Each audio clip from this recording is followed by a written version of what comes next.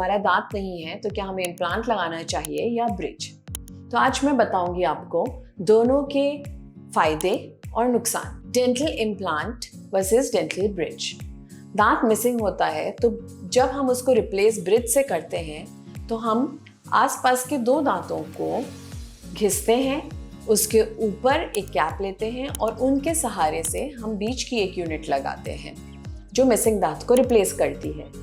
ये करने से हमारा मिसिंग टूथ रिप्लेस हो रहा है, लेकिन उस टूथ की रूट रिप्लेस नहीं हो रही है, उसकी जड़ रिप्लेस नहीं हो रही है। इस केस में जो दांत होता है वो तो हम खाने के लिए हमको दांत ज़रूर मिल जाता है, लेकिन हमारी हड्डी को बचाने के लिए रूट नहीं मिलती है।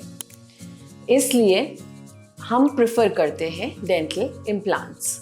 डेंटल इम्प्लांट्स में हम ना केवल ऊपर के क्राउन को रिप्लेस कर रहे हैं, उसके अलावा हम उसकी रूट को भी रिप्लेस कर रहे हैं जो कि हड्डी के अंदर जाती है।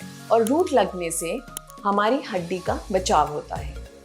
रूट अगर बहुत ज़्यादा टाइम तक मिसिंग रहती है तो धीरे धीरे हमारी हड्डी उस एरिया से घिसने लगती है या आप कह लीजिए रिजॉर्ब हो जाती है, और इस कारण से जो आसपास के दांत होते हैं वो धीरे धीरे खिसकने लगते हैं। इसलिए जितना ज़रूरी ऊपर का क्राउन रिप्लेस करना है उतना ही ज़रूरी है कि हम रूट को भी रिप्लेस करें, जो कि एक डेंटल इम्प्लांट से की जा सकती है। डेंटल ब्रिज के फ़ायदे सिर्फ ये हैं कि वो एक जल्दी होने वाला प्रोसीजर है, सिर्फ 3 से 4 सिटिंग्स में हो जाएगा। उसकी कॉस्ट कम है बजाय इम्प्लांट के। लेकिन अगर लॉन्ग टर्म फ़ायदे देखें तो डेंटल इम्प्लांट्स हमको ज़्यादा प्रोटेक्शन देगा। हालांकि इसको जो लगाने का टाइम पीरियड रहता है वो हम ये मान के चलते हैं कि 2 से 3 महीने या 4 महीने रहता है। जो कॉस्ट आती है इसको लगाने में वो डेंटल ब्रिजेस को लगाने की 3 टाइम्स होती है, तो ये थोड़ा सा एक्सपेंसिव होता है, लेकिन ये लाइफ टाइम चलता है और इससे हमारी रूट को एक अच्छी प्रोटेक्शन मिलती है।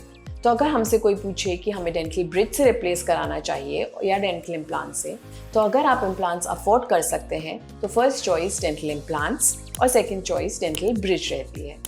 इससे रिलेटेड अगर और कोई भी क्वेश्चन आपको पूछना हो तो मुझे कमेंट बॉक्स में ज़रूर पूछिए।